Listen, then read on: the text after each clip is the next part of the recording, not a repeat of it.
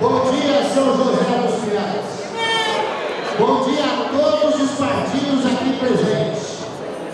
A grande verdade é que há 3 anos e meio atrás, um dia novo amanheceu em São José dos Pinhais. Há 3 anos e meio atrás, São José teve o recomeço da sua história. Há 3 anos e meio atrás, São José dos Pinhais amanhecia com um novo prefeito, com Ivan Rodrigues, um grande empresário, um grande gestor, como prefeito deste município. E foi a partir dali que eu passei a conhecer de fato o que era a administração participativa de fato e de verdade.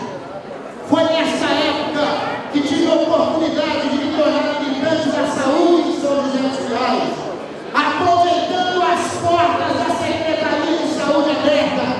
Nós, usuários, entramos nesta porta e, juntamente com os servidores, passamos a traçar um novo rumo e um novo futuro para a saúde de São José dos Pinhais. Futuro naquela época que é presente hoje.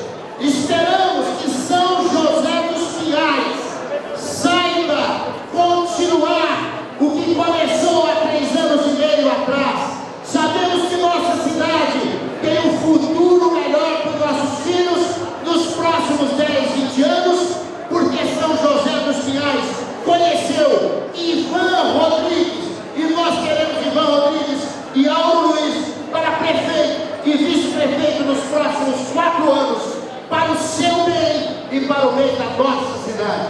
Que Deus abençoe a todos.